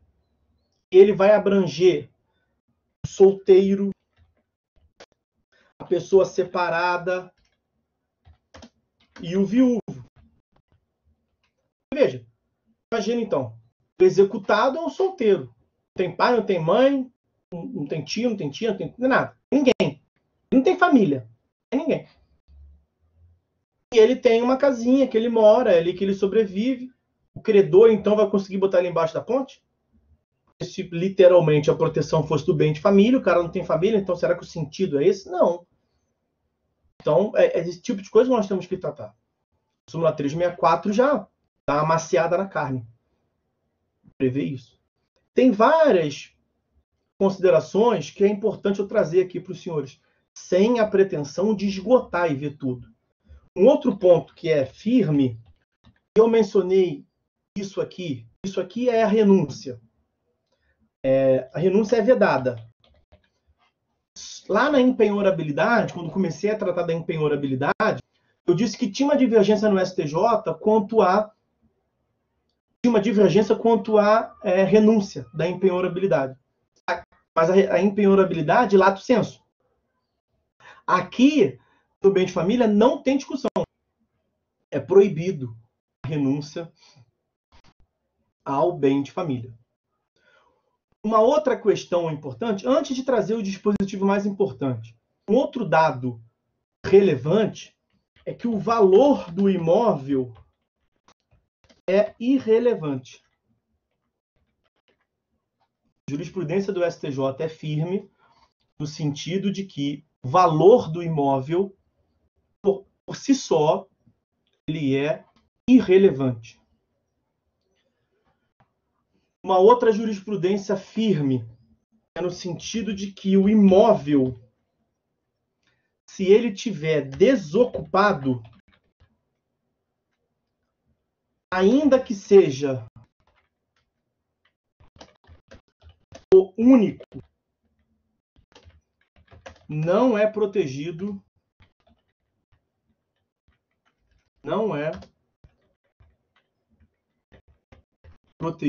pela garantia da empenhorabilidade. Porque, como ele disse, a empenhorabilidade se destina à residência do executado e sua família. A proteção, a ideia de bem de família, é a proteção da residência do executado e de sua família. O que importa se o executado tem ou não tem uma família, nós vimos que abrange o solteiro, o separado e o viúvo, mas é necessário que ele resida no imóvel. Um imóvel desocupado, mesmo que seja um único, não é o suficiente, então, para ser abrangido pela garantia. Ele não utiliza, portanto, o imóvel como sua residência. Em compensação, se o imóvel estiver locado para terceiro, não vou ficar escrevendo não, porque vai impactar muito, tá? Se o imóvel estiver locado para terceiros, isso não exclui a garantia da empenhorabilidade. Desde que os frutos, né, o aluguel, sejam utilizados para a subsistência do executado e sua família. Então, eu tenho um único imóvel, eu alugo esse imóvel, e com o valor auferido com o aluguel, eu utilizo para alugar um imóvel e viver com a minha família. Então, se eu vier a ser executado, a minha propriedade não poderá ser penhorada. Porque mesmo que eu não esteja morando nela, eu me utilizo dela indiretamente para que eu possa residir. Mesmo que eu não esteja residindo diretamente nela, eu, por meio dela, me utilizo dela para residir, ainda que em outro lugar. O STJ também já afirmou que se o imóvel estiver temporariamente desocupado, em razão de contrato temporário de trabalho, não exclui a garantia. Ali em cima eu coloquei imóvel desocupado. Imóvel desocupado, ponto. Penso no imóvel, o camarada morava em outro lugar e o imóvel, sua propriedade, vazio, sem nada. Nesse outro caso que eu estou lhe trazendo, o imóvel de propriedade do executado, ele era habitado pela família. Mas durante alguns meses, 2, 3, 4, eu não lembro bem como é que era o caso, alguns poucos meses, a família inteira se mudou para uma outra cidade. Por conta do contrato de trabalho. Um contrato temporário que o cara se mudou. O chefe de família se mudou lá. Se mudou para uma outra cidade. Salvo engano, era Campinas. O cara se mudou para Campinas. A residência, o imóvel era na Serra, na região serrana aqui do Rio. E aí o credor, sabendo disso, falou: excelência, o cara não utiliza o imóvel para residência. E o juiz tocou brasa. O caso chegou no STJ, o STJ falou: não, para. Não é para, nesse caso, quebrar a empenhorabilidade. Está provado, o imóvel não está desocupado a Bangu. O imóvel está desocupado provisoriamente. Os caras sempre moraram ali, estão provisoriamente morando em Campinas, porque o contrato de trabalho é em Campinas. Aliás, quando o STJ foi julgar, já tinha sido rompido o contrato de trabalho e eles tinham voltado para o imóvel. Deixa eu ver se eu lembro mais aqui o que falar.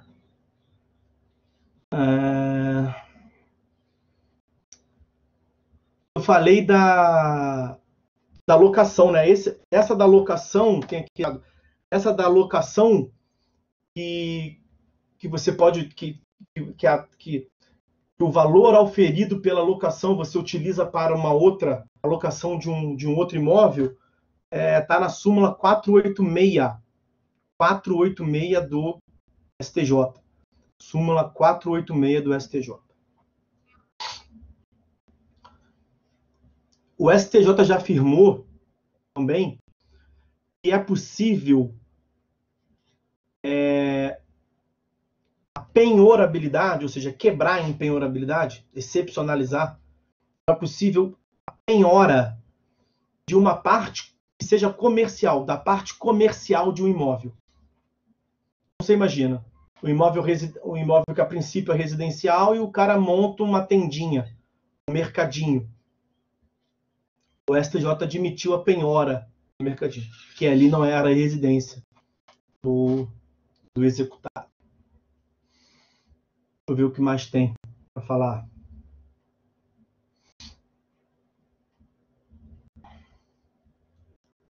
Muito importante. A garantia da empenhorabilidade, isso é muito importante.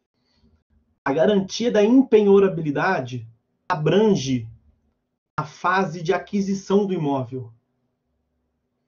A garantia da empenhorabilidade do bem de família, do imóvel residencial destinado à moradia, abrange a fase pré-aquisitiva. Então, a fase em que, tecnicamente, o executado não é o dono.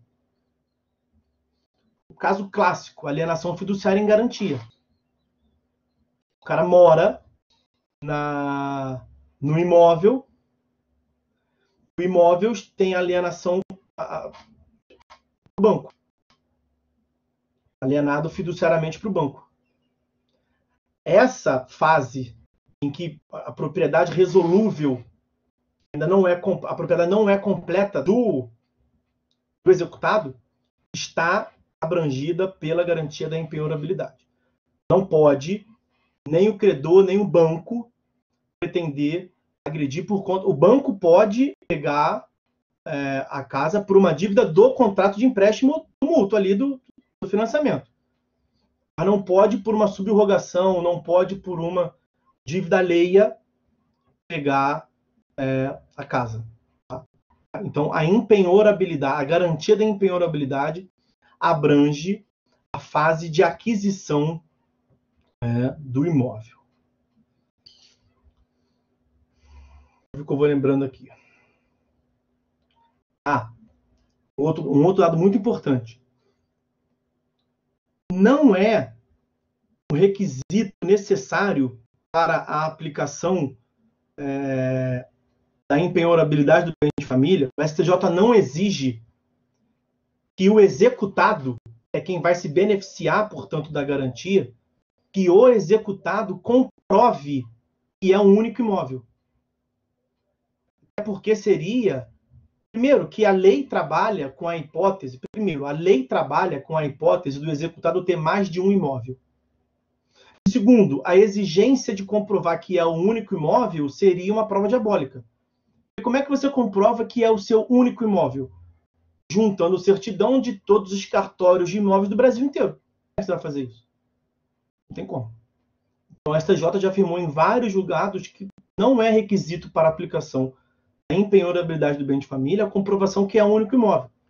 Até porque, vou começar a trazer aqui alguns dispositivos da lei. Tá? Já trouxe alguns a respeito desse caso. Ó,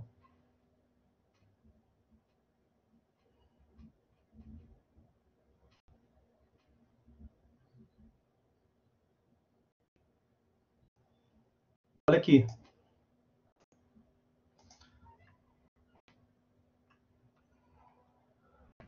Olha o parágrafo único do artigo 5º.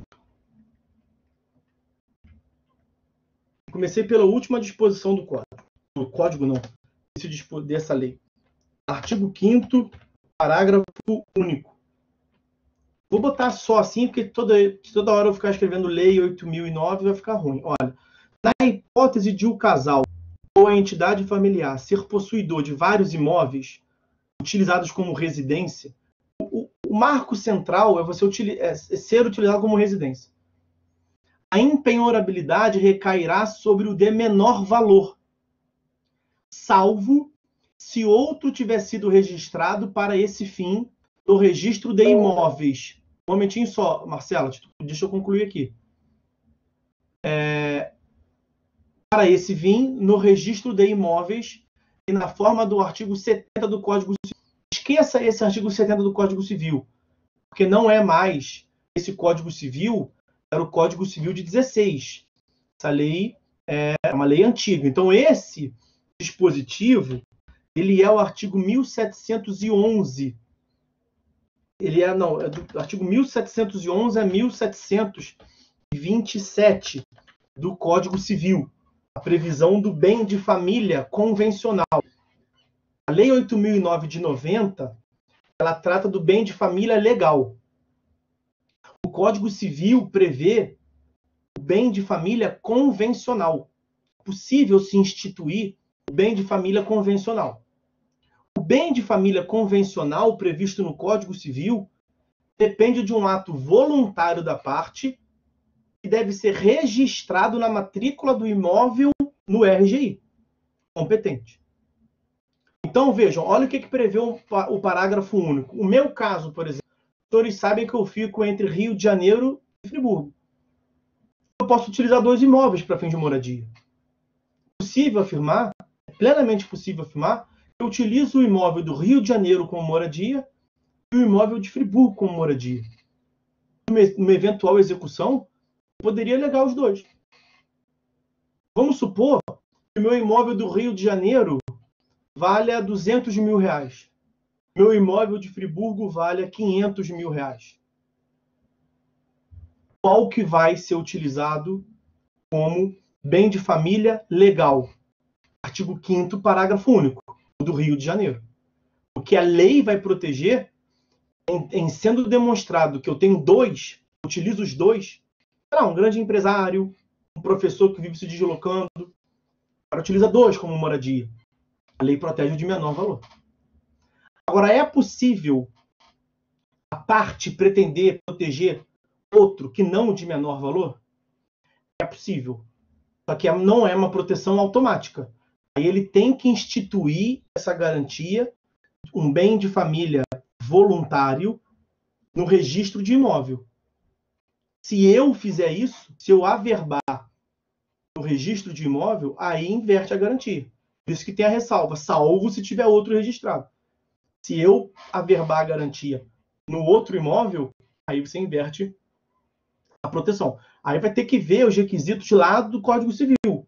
Claro que o cara não pode pretender averbar a garantia para ter uma fazenda de R$1,5 milhão e uma outra casa na cidade de R$100 mil.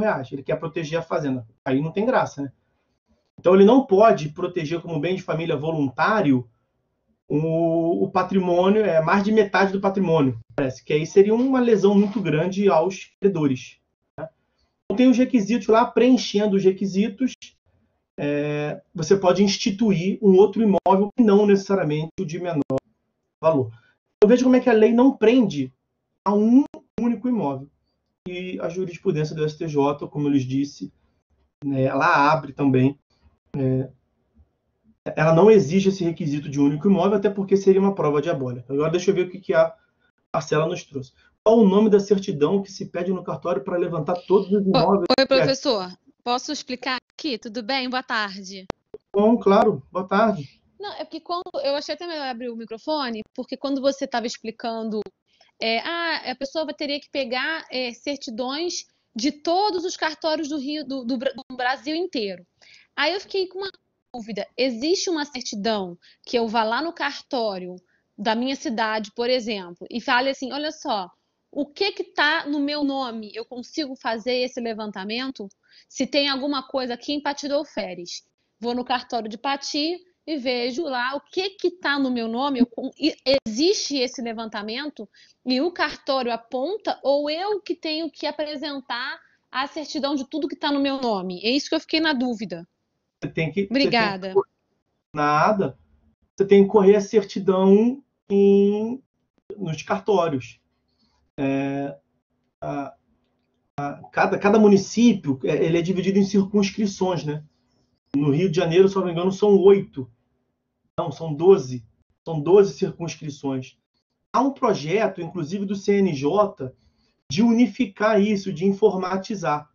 Só que isso não está implementado e em prática, salvo engano meu. Isso não está operacionalizado.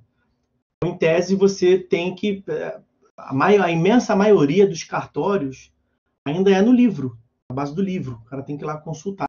Livro tombo. Então, isso é um processo ainda em construção, como da informatização do judiciário, né? Do processo eletrônico. Um dia vai chegar o momento como que você está vislumbrando aí. Uma consulta eletrônica, tu joga o CPF do cara e vai buscar, vai trazer tudo que o cara tem. Hoje em dia não é algo tão simples assim ainda. Ainda é mais burocrático. Mas isso, se eu for se eu quiser saber só de um cartório, por exemplo, eu quero saber apenas em Pati do Alferes o que consta no meu nome, ou no da pessoa que eu vou entrar com uma ação contra, não importa. Né, no CPF de alguém, vamos dizer assim.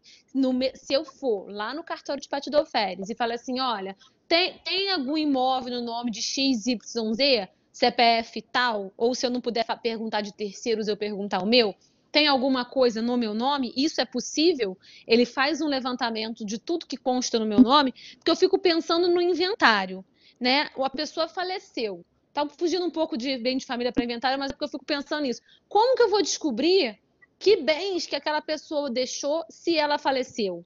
Não seria com uma busca pelo CPF? Porque senão eu só vou declarar aquilo que eu sei que a pessoa tem. Sempre que fala nesses assuntos, eu fico com essa dúvida, professor. Se existe essa busca, entendeu? Esse tipo de busca. Eu entendi. Tem como. Tem diversos instrumentos que... hoje em dia tem diversos sistemas de buscas, inclusive programas que são pagos, os advogados usam e que você consegue achar. Não é algo... Está sendo cada vez menos difícil de se conseguir. A busca mais fácil nos cartórios de imóveis é você fazer a busca pelo endereço do imóvel. Mas é possível fazer a busca também pelos dados da pessoa. Então, tá bom, professor. Era isso que eu queria saber. Muito obrigada pela explicação.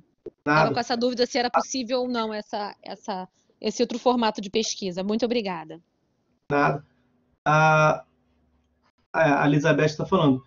Requerer certidão de ônus reais. Certidão de ônus reais é para o imóvel, né? Você passa o endereço do imóvel. Bom, Elizabeth, é isso que eu estou fazendo uma pergunta ao contrário de que você está falando. A certidão de ônus reais, eu já sei que eu tenho aquele imóvel. Não é isso que eu estou perguntando. Eu estou perguntando o contrário. Eu não sei se fulano tem imóvel. Eu quero saber se fulano tem algum imóvel. E não se aquele imóvel está... Qual a situação daquele imóvel. É o contrário, entendeu? Tá, vamos lá. O artigo 1º da Lei 8.009 de 90, para a gente encerrar aqui, ela vai prever o seguinte, olha. O imóvel 8.009 de 90, tá, Mariana? 8.009 de 90, a Lei do Bem de Família, que a gente vem trabalhando aqui, por nada. O imóvel residencial próprio do casal ou da entidade familiar, vejam que nessa parte do casal ou entidade familiar, nós já vimos, já trabalhamos a súmula 364 do STJ, que amplia também para o solteiro. O importante, portanto, é o atributo de ser utilizado enquanto residência. O imóvel residencial próprio do casal ou da entidade familiar é impenhorável e não responderá por qualquer tipo de dívida. Eu adoro isso. Não responderá por qualquer tipo de dívida. Nenhuma. Qualquer tipo de dívida. Civil, comercial, fiscal, previdenciária ou de outra natureza.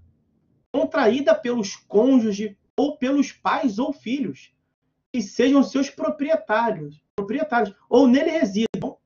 Tá bravando aqui, né? Mas ele termina assim, ó, salvo nas hipóteses previstas nessa lei. Então, a Lei 8.009 de 90, ela traz uma exceção, né, que a regra é que o devedor responda com os bens.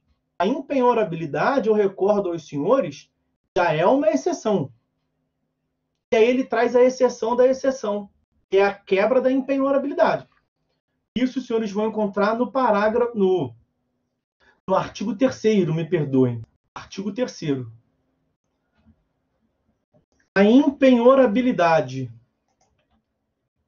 é oponível em qualquer processo. A impenhorabilidade é oponível em qualquer processo de execução civil, fiscal, previdenciária, trabalhista ou de outra natureza, salvo se movido. Então, esse salvo se movido é que nos interessa aqui. Quer dizer, não vai incidir a impenhorabilidade, nesses casos. Olha aqui, ó. Não incide a impenhorabilidade do bem da família quando a execução é movida pelo titular do crédito decorrente do financiamento destinado à construção ou à aquisição do imóvel, no limite dos créditos e acréscimos constituídos em função do respectivo contrato. Então, o crédito para fins de aquisição da própria residência não ilide a penhora da própria residência. Inciso 3º. Você não vai poder alegar impenhorabilidade do bem de família para fins de satisfação, ó, pelo credor da pensão. Quem está movendo a ação é o credor de pensão alimentícia, resguardados os direitos sobre o bem do seu coproprietário e com o devedor integre união estável ou conjugal, observadas as hipóteses em que ambos responderão pela dívida. O que acontece aqui é o seguinte: em primeiro lugar, nós vimos que nos outros casos lá do CPC, a questão da obrigação alimentícia, não se falou pensão alimentícia, falou-se prestação alimentícia. E aqui fala-se em pensão alimentícia. Vem prevalecendo o entendimento na interpretação dessa exceção, é que aqui é apenas para alimentos familiares. E pensão alimentícia é, portanto, uma espécie do gênero prestação alimentícia. Então, você deixa de fora alimentos de cunho trabalhista, deixa de fora alimentos decorrentes de ato ilícito. Então, o que excepciona a impenhorabilidade do bem de família é apenas o crédito de alimentos de direito de família. Ok?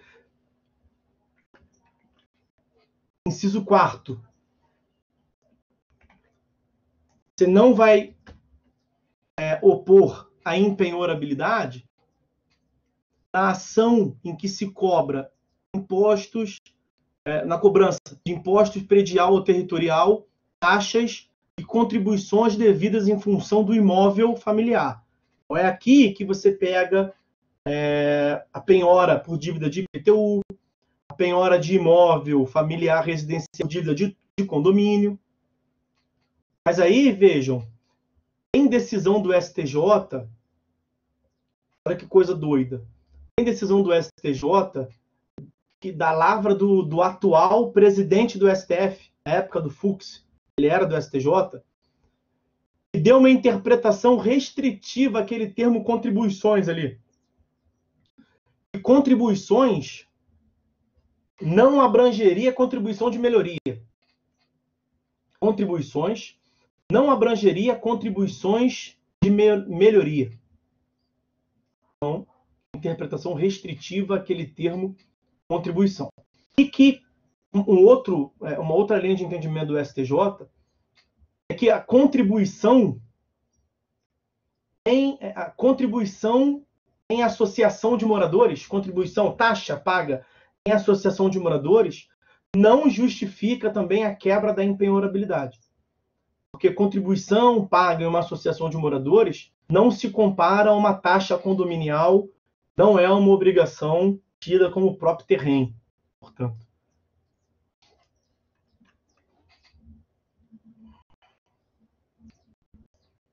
Esse inciso 5º aqui não se aplica à impenhorabilidade às execuções de hipoteca sobre imóvel oferecido como garantia real pelo casal ou pela entidade familiar. Aqui, o que se exige é que seja comprovado que a hipoteca foi constituída em benefício da família, né? E a jurisprudência não exige registro da hipoteca. Uma interpretação literal do dispositivo, né? O dispositivo não exige o registro da hipoteca. Então, não se exige registro da hipoteca e se faz necessário demonstrar que a hipoteca foi constituída em benefício do casal.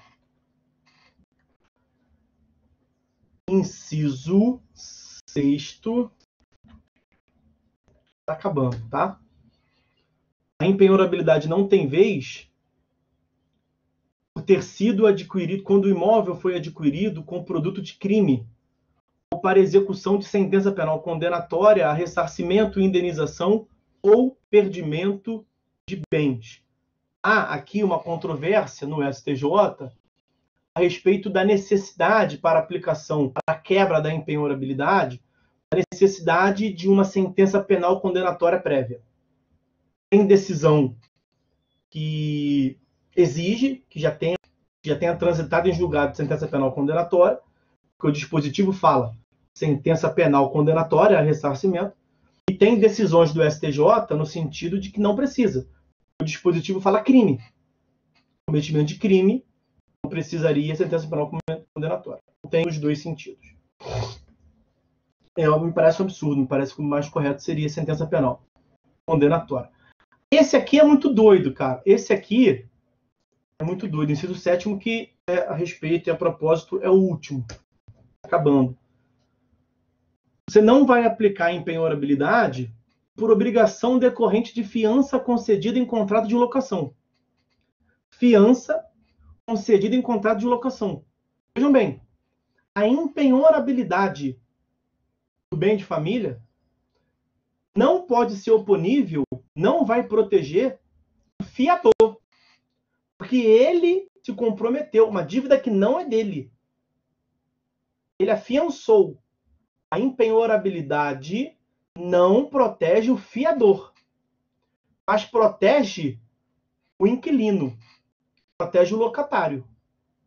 Olha só, não protege o fiador, mas protege o inquilino, protege o locatário. O fiador paga. Imagina aqui, o fiador paga. Quando o fiador paga, ele se subroga. Não tem isso? Ele se subroga.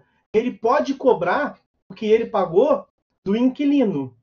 Não pode? Do locatário. Então, quando ele vai cobrar, já que ele se subrogou, o que se poderia cogitar? O inquilino, do locatário, não poder opor em face do fiador, porque a espada estava no gogó dele. E ele podia perder o bem dele por uma dívida do devedor. O inquilino, do locatário. O que se poderia cogitar aqui? Como ele se subrogou nos poderes do credor, a doutrina cogitou, uma parcela da jurisprudência cogitou, que nesse caso o inquilino, o devedor originário, não pudesse opor também a impenhorabilidade. A jurisprudência do STJ se afirmou que pode. Pode o quê? Pode o devedor originário, o inquilino, opor a impenhorabilidade. Interpretação restritiva desse inciso 7º. Ou seja, a quebra da impenhorabilidade, só quem pode perder mesmo o imóvel residencial é o fiador. O fiador é um grande bobão.